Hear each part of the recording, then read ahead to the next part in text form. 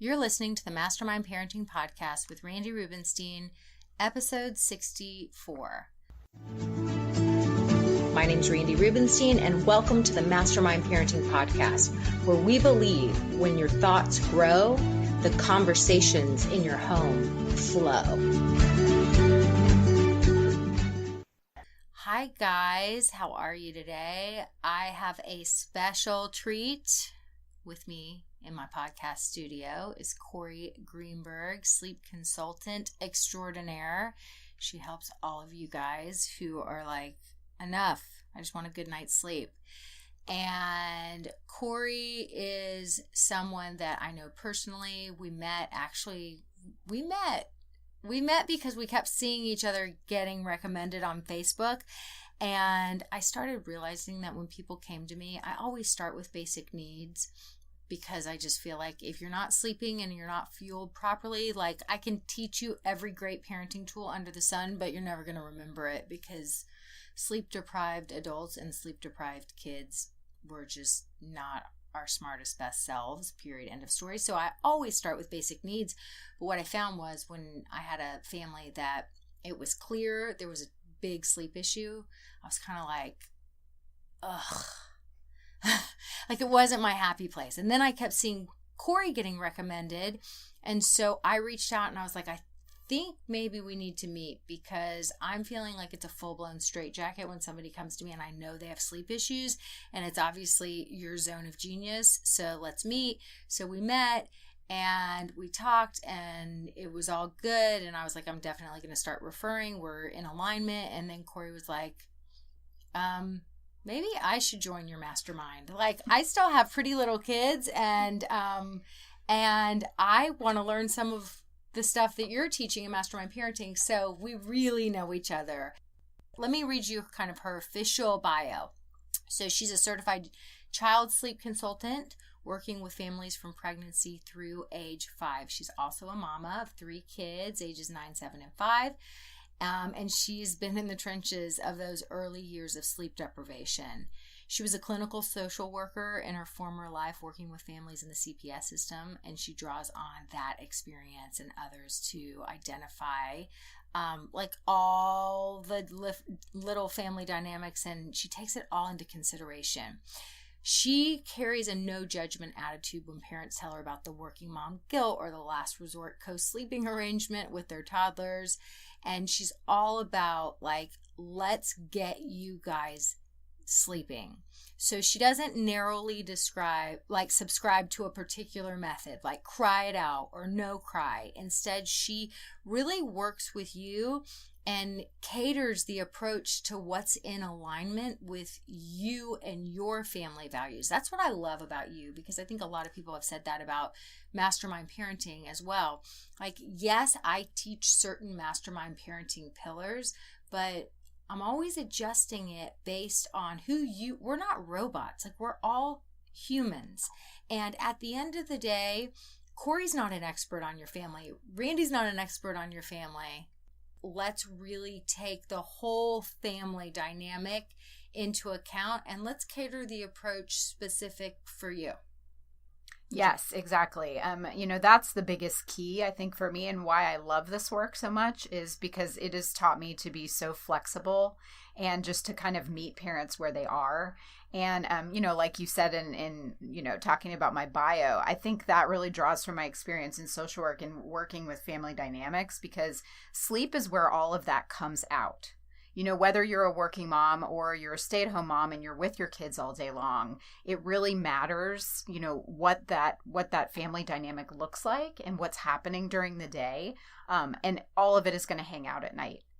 So it's one reason why I was so grateful to meet with you. It was almost 2 years ago, actually. Really? Yeah. And incorporating everything I learned in doing the mastermind. First of all, I applied it to my own kids. And I was one of those moms who had read every book under the sun. That's actually what led me to being a sleep consultant. I had read all of those sleep books. And so I felt like I had some of that knowledge already. And finally, by the 3rd kid, had figured it out.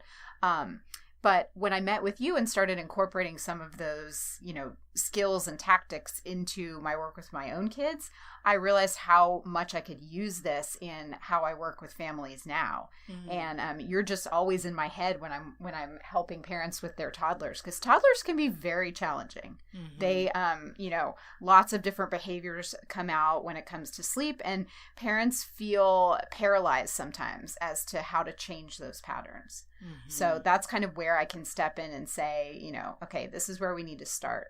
And you're right, it is about the basic needs part. The first thing I always start with, I call it like the foundations of sleep, which looks at when are these kids sleeping? When are they getting up in the morning? Are they taking a nap?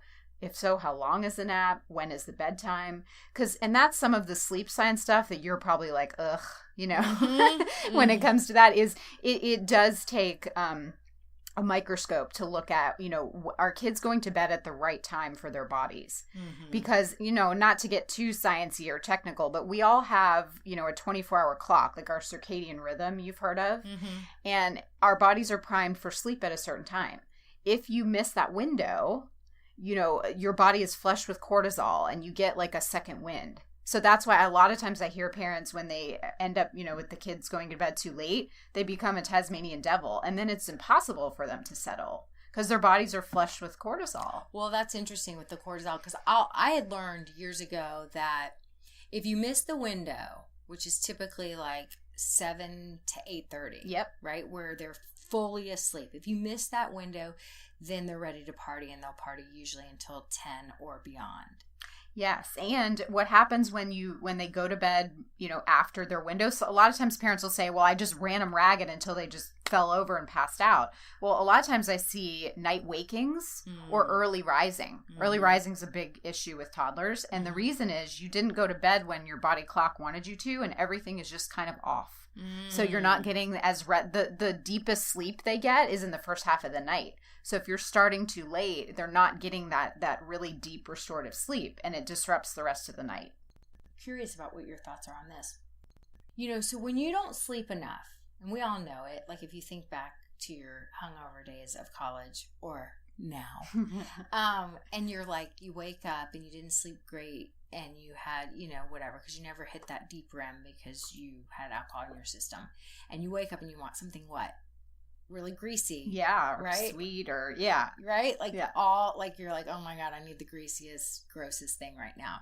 So when our bodies are sleep deprived, we always crave less healthy fuel. Yeah. The other basic need. And so I was asking my pediatrician at my Cory, my little one's appointment. He just turned 13 and he had his 13th appointment. And I said, she said, maybe we should get like a bone density scan. He's a little late to develop. And I was like, yeah, I'm not doing all that. He's my third kid.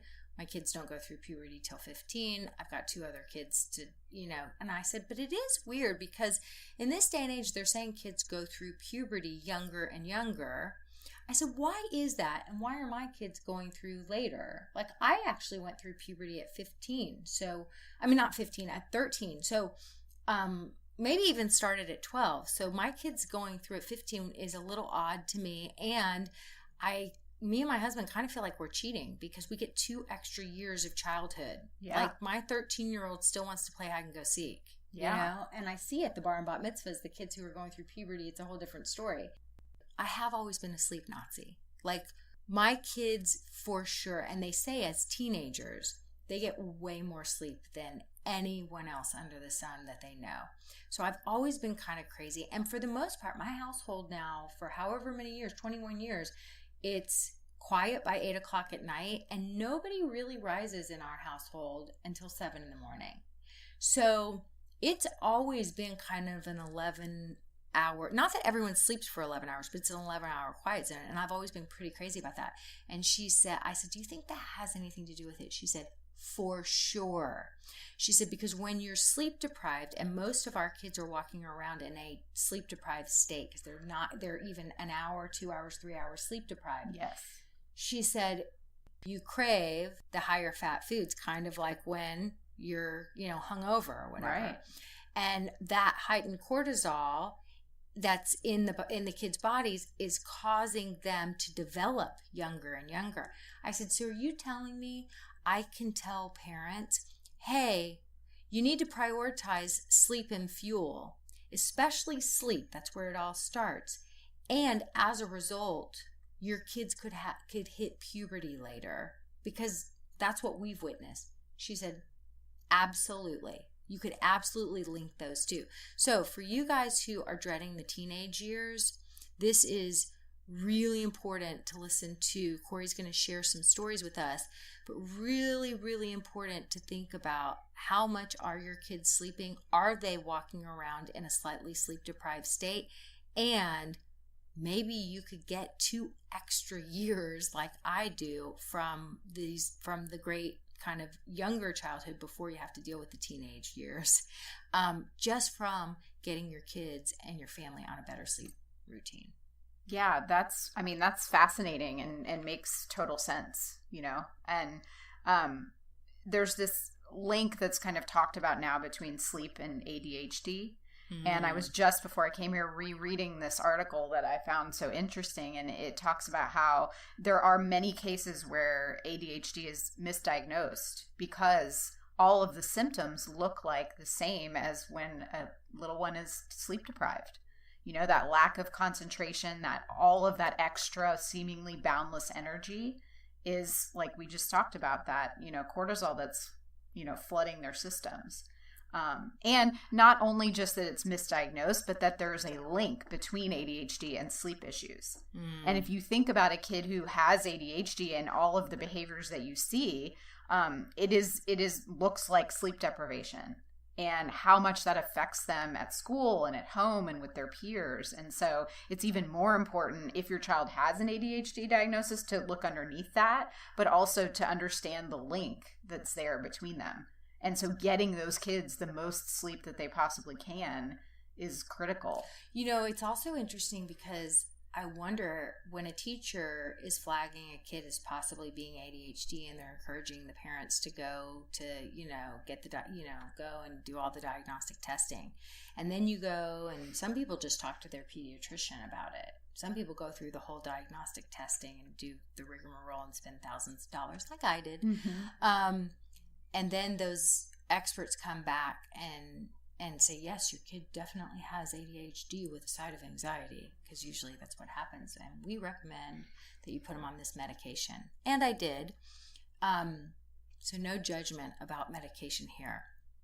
But no one ever asked me, what are his sleep habits? Right. Maybe we should do a sleep study. Is he getting, I found out when he was 16, he had major sinus surgery. That's what I was going to say. It's not just the sleep deprivation, but the quality of their sleep. Mm-hmm. And there's a link between ADHD and kids with their, enlarged adenoids and tonsils, mm-hmm. which causes apnea. When your mama instinct is saying, I got to do some more investigation here, like really look for the resources and really put on that detective hat yourself. And the place to start, if your child is strong-willed, acting out, your household's a war zone, it doesn't seem like he's got the executive functioning skills, blah, blah, blah, blah, blah. Like, I want y'all to be assessing basic needs first. So Cory, if you could share, I would just love for you to share kind of maybe like one client story that you think will resonate and you thought was particularly interesting. Yeah, I would love to. And it ties in so well with what you're talking about, because this family in particular had 2 boys, and both of them had some pretty serious sleep issues. The older one was 3 and the younger one was 18 months. And the 18-month-old was actually a foster child that they had since he was about 10 months. So they'd had him about 8 months. And the older one was, when I met with them, the mom said to me, I have ADHD and I'm pretty sure that little Johnny has it too. And I said, well, what do you see? She told me he was trying to climb out of his crib by 6 months. And I was like, 6 months, really? She said, no, I'm serious. By 1 year old, I had put the mattress all the way on the floor and the kid was climbing the crib. And he was incredibly advanced motor wise, walked super early. And he was actually there when I was meeting with them. And I mean, he really was like a little Energizer bunny, just nonstop. And so she was saying he did have some issues at school. He just, was not able to sit and focus. And what was happening at night is they would, Dad would come home, and around 7:00, he was so wound up that they would turn on a show. And it was the only way that they could get him to calm down and settle down. And he was watching almost 2 hours of TV until finally at 9:00 they could get him to go to sleep. And he was also eating a lot of raisins, was his favorite thing to eat. Raisins have a lot of sugar, unfortunately. So his was a really perfect storm of like, he did have that temperament. And I don't know now if, they're going to end up diagnosing with ADHD at a later time. I feel like it does have a genetic component. So it could be that is the direction it goes. But just the basic needs part is where we started, which was no more television. By 7:00, this kid, he was expending energy. I mean, they were running him ragged. The dad would come home and walk him around, take him for a walk around the neighborhood to kind of get some of that energy out. But we stopped with the screens and we cut down on the sugar. We had to really look at his diet because he was drinking a lot of milk and it was replacing his calories from food. So we just switched the milk. He could have his milk, but it was after a meal, as opposed to during the meal. And we also really worked on some of that one-on-one attention, as well as giving him some power and control over the nighttime routine. Because one of the other things that was going on with him was he would pick where he slept at night. I mean, he had free reign of the house. And it was a large house. They had a couple different spare bedrooms. And so one night he'd sleep in the spare bedroom, and the other night he'd sleep on a big giant pillow on the floor in the living room. And, mom and dad, I think, were just so exhausted from just trying to keep up with him that was a battle they didn't feel like fighting. And so they just let him kind of choose. And that's where I sort of came in to look at with them the dynamics of that relationship. And like, this is a kid who needs boundaries. He really needed, he was seeking the boundaries. And they just didn't really have the wherewithal to get on the same page. And they were hilarious. I loved working with them because they constantly were throwing each other under the bus in like a funny way. Like the mom would be like, well, I'm the enforcer. I can hold out forever. And the dad's like, yeah, I'm the one who caves. But then, as we started working together, there would be like a bad night. And the mom would be like, he's the one who did it. He caved and gave him milk in the middle of the night. They were just hysterical, had a great sense of humor about it. But we set boundaries, and we gave him, like, we made a routine checklist for bedtime where he got to help mom make the routine. And, it was very prescriptive of like, these are the things that you're going to do. But he was in charge of it. So we gave him a little clipboard, and, he could kind of check off the routine as he went. And then one funny thing that happened was we decided we were going to put him in the guest room because we were also working on his little brother, and it was really difficult to have them both in the same room while we were working on that. So we decided we were going to make, his room the guest room. And even with all of the new boundaries and everything we set, he was still like seeking that power and control, where they had a pack and play in there, and nobody had used it for 2 years. He started sleeping in the pack and play. He was 3.5. He did not fit in a pack and play, but that was his way of like, you're telling me I'm going to sleep in here? Well, I'm going to sleep over there in the pack and play. And we just, we talked about it. We're like, that's fine. Let him sleep in the pack and play. That's not going to be comfortable for him, in the long term. But we're going to let him have that. So it's really like a fine kind of dance between letting them have that power and control, which all kids are seeking. It's part of their need for like significance in the family. That's like an Alfred Adler thing, that all kids need belonging and they need significance. The significance part is giving your kids lots of opportunities to contribute to the family and help. Be a helper, and kind of acknowledging them being a helper to you, but also giving them the sense that they have control over their world. Well, it's like all the mastermind parenting pillars. Like, we want to give them choice, because choice is the opposite of control. Yep. But we have to have that pack leadership and the assertiveness. So it's not open-ended choice. Yep. It's like, you're sleeping in the guest room. I want to sleep in the pack and play. Absolutely. Yeah. That's right? Within the boundary. Right. So you're giving them, it's like you're using pack leadership and choice. And it's not controlling, it's empowering. And little 3 and 4-year-olds, it's all they're looking for in the world is chances to feel empowered. And then that reduces the power struggles, right? And then you're also, tapping into that significance piece. Well, that's when I'm like, yeah, it's a family team. And part of being a team member is being a valuable team member and then getting to feel significant and experience that sense of accomplishment. Well, guess what? That's what happens when we give the little 3-year-old the clipboard and he's in charge of his nighttime routine. And then we're following it up with effective praise is look at you. You're taking care of your body. You're doing all the things. You're checking off the things. You are really growing up. Yeah. Way to go. Like sometimes people are like, because I can get a little picky about I hate the I'm proud of you. Yes. Right? I'm proud of you. I'm so proud of you. You're really growing up. Way to go. Like that taps into you're significant and you're not doing all these things to please me. You get to have your own sense of identity and empowerment and a sense of accomplishment on our family team. And you're not here just to please me. You're bringing so much value. Yes, exactly. And that, the toddler's kind of quest for independence is super related to sleep. That's what you're wanting from them is for them to be independent when it comes to sleep. So if you're doing reward charts or sticker charts or dollar store toys for staying in their room all night, to me, that's never going to be effective because first of all, when they're seeking that connection or that need in the middle of the night, no dollar store toy or sticker is going to keep them from wanting that. Sure. So it's not really effective and it becomes just kind of an empty thing. Or maybe they do it for a couple of nights and then you're having to up the ante when it comes to, that's what everyone says. Exactly. It really isn't effective and you're wanting them to be proud of themselves for sleeping in their bed all night. One of the other sleep consultants I really admire, she said one time that, letting yourself fall asleep is really an act of bravery or courage because it really means that you have to let go of all of those needs, as a toddler, those emotional needs that you have, especially that need for connection, which is when I see a kid who really needs that, it's the one who wants one more hug, another sip of water, another animal, give me one more kiss. When you have a kid like that, who's like, I call him a little Jack in the Box, they're seeking connection from mom.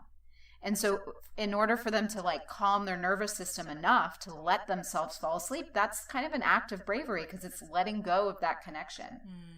And that's kind of what we worked on with this little guy too, is that, trying to build in little bonding games. There's a book I love called I Love You Rituals that has all these cute little games that you can play right before bed that don't rile them up, but that gives them that one last kind of dose of positive connection with mom or dad so they can let themselves, okay, I'm fine, just roll over and go to sleep. I mean, not to get too graphic, but I think it's why a lot of people, when we're grown-ups, why do people have sex at night right before they go to bed? Because you get that oxytocin.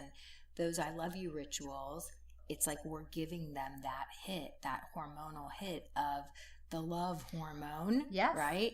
And I love that same I Love You Rituals book. And one of the easy ones that I just teach people is the goodnight eyebrow. Yep. I use that a lot. Because I'm lazy as a mom.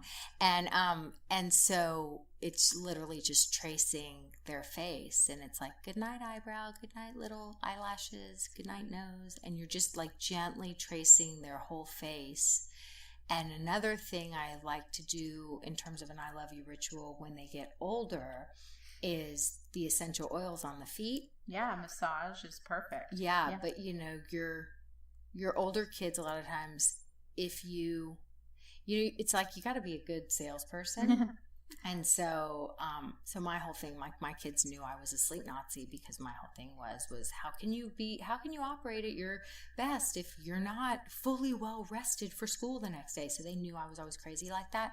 So I was like, okay, my new thing is I read this study that lavender oil on the bottoms of your feet are more conducive to hitting the REM cycle of sleep. And literally my son, he was like my oldest, who's now 21, was like 16 or 17 at the time. And like, I'd walk into his room with that lavender essential oil and he would like kick his big hairy leg out of the covers and his giant foot. He was ready for me to put that oil on his foot. Yeah, that's amazing. But that was, so I sold it as, this is what we're going to do to make sure your body gets enough sleep. But it was actually a connecting I love you ritual. Yes. So, and who doesn't love a foot massage, right? And so when you kind of sell it in this is how your body's going to be sleeping better, they don't even realize you're doing this touch and this beautiful I love you ritual with them, and you're connecting, and they don't even realize you're doing that. Yeah. Yeah, that's awesome. I love that story, to know that you can still have that connection before bed when they're 16 or 17. Right. But if you were like, listen, we really need to connect. I've noticed that. Oh, yeah. I've noticed that you've been a little defensive lately. They're going to be like, oh. Yeah. It's just like when I teach empathy, I'm like, okay, so to do empathy with your kids, love the therapist. Do not sound like a therapist, or they're going to think you're a freak show. Like, you got to kind of do a little bit of a bait and switch sometimes and be crafty about it. Yeah. So sell it in terms of, if all your kids have been hearing is my job's to keep you safe and healthy, and then you're coming in with these essential oils that's going to make them sleep better, they're like, fine, whatever. Yeah. I'll humor you. Yeah. And they don't even realize that you're connecting. Yes, and I think that's very true for the older set. And for the younger set, to carve out that time, I love to label it. I know you call it pet time. I call it like mommy and whatever the kid's name is. So mommy and Johnny time. Mm-hmm. And to really label that, because in my mind, the kid feels that, gives you credit for it if you call it that. Mm-hmm. So I always start with, I'm so excited for mommy and Johnny time. What are we going to do today? Then you do it, maybe set a timer if you need to. And then when it's over, you label it as well and say, I had so much fun, playing Legos with you during mommy and Johnny time. I can't wait for tomorrow. So to kind of build that into the nighttime routine really helps. And it doesn't have to be long. I mean, just 10 minutes or something, even that is kind of enough. Well, even when my kids were, I don't know, up until probably the age of 2, right? And I remember doing it with my Cory, and after they would have their bath, we would lotion them up. And I remember walking one time into the room, my husband, he's much more methodical about things, and he was like lotioning Cory up. And he was doing it like a factory worker. Like he was methodical, like arm. And I was like, whoa. And so I took over and I was lotioning him up. I had a little music on in the background with some scented lotion. And as I would like rub it into his hands, rub it into his arms, it was more like a masseuse would do. Mm-hmm. And I would make eye contact with him. And I was like, oh, does that feel good? Oh, it smells so good. Your skin's getting so soft right now. Like, we're not lotioning him up because we need to do it like a factory worker and we're preventing dry chafing skin. Yeah. It's like he was missing the I love you ritual part of it. Right? And it also became a cue for sleep for him. That's part of the other reason why you want to do a pretty ritualized routine, is because the body and the mind start to see those things as a cue for sleep. That's why the consistency part of it is so important. So true. It's so true. It's so important. So what happened to the 3.5-year-old? So the great part of it was that the mom had not told his teachers at school that we were working on sleep. And about a week after we had gotten him to a really good place, the teacher was like, this is a different child. And she was like, I can't even tell you, he's incredibly more focused. He's kind. He's not, out of control physically. There's no more getting in other kids' space. He just had really changed his whole demeanor at school. And I think if I remember correctly, the teacher had asked if they put him on medication. And the mom's like, no, we just got him to sleep. So it was awesome. And I've had so many other clients like that who have really noticed a difference in their kids' behavior, and it's a snowball effect, because then, first of all, then mom and dad are getting better sleep. So they're more at their best, and the relationship improves so much because there isn't that level of frustration anymore with when you're hurtling towards bedtime and counting down the minutes and you can't wait to close that door and get out, and then the kid keeps coming out. There's no way that parents can stay calm. And so all of that stress, transfers to the kid, and then they're even more seeking that connection because they're sensing mom's mad at me and mom wants to get rid of me, which we do in a way. We want to go watch Netflix and drink wine and hang out with our husbands. Right. But the kids are sensing that. So it does require a lot of work up front to get things in place. But then, it's like just kind of magic. It's like a life of freedom for everyone. Yeah. That's why I always start with sleep specifically. It is literally the ticket to freedom. The fact that for not 21 years, because the first year of Alex's life, he literally slept like in the bed with me on top of my body. Like that was why I became a sleep Nazi. Yeah. But 20 years from 8 p.m. until 7 a.m., it's adult time. Yeah. Like, it's the best. Yeah. I'm like, put the time in up front. And then on the flip side, also, it's like these kids that, the teacher noticed this huge difference in a week. So he's 3.5. He was walking around in a chronically sleep deprived state, which was causing him to not be aware, he didn't have the executive functioning skills that a well-slept kid has, right? So he wasn't reading other people's cues. Mm-hmm. He was a space invader. He was showing up as annoying, disruptive. Right. So then you become the kid who starts to expect other people to be annoyed by you. Right. That affects your self-confidence. It affects your ability to learn. It affects you socially. Like, you can't make friends as easily. So, these parents getting this under control with him at 3.5, and that teacher seeing such a big difference, literally that can change this kid's path in life. Yeah.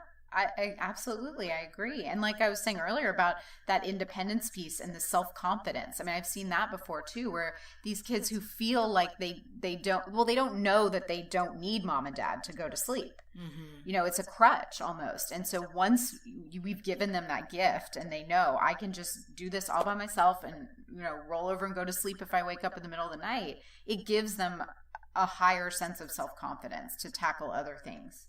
So big. Yeah. It's so big. Okay, so for anybody listening to this who's like, okay, yes, you just described me in like 4 of those different scenarios. How do they find you? How do they get in touch? So the easiest thing is to go to my website and fill out the form, the contact form on there. And I have some details about the services and how I kind of work with families. But it's www.sleep4allconsulting.com. And for sleep, for FOR. So it's not the number for allconsulting.com. So this is Cory Greenberg that has been with me, and she's a wealth of knowledge. And I love sending people to her because she helps families get results. She gets them the rest that, we all need to be our best selves. And I just really encourage you guys, if sleep is the issue, if you guys are sleep deprived, if your kids are showing up in this way that we've just described in this episode, I really, really invite you to commit to getting your sleep issues figured out sooner, not even sooner rather than later, like STAT, immediately, ASAP, every acronym I can think of. This is so important. This really could change the trajectory of your kids' lives and the quality of your life and your entire household. So I hope this was helpful, you guys. Have a great week. Bye. Bye, Cory. Bye. Have you read my book, The Parent Gap? Have you listened to my book, The Parent Gap? I doubt you've listened because my publisher hasn't released it yet on Audible. However, I have the audio version of The Parent Gap that I would love to send to you. You can download it at mastermindparenting.com/book. That's mastermindparenting.com/book for your free audio version of The Parent Gap. You're welcome. Bye.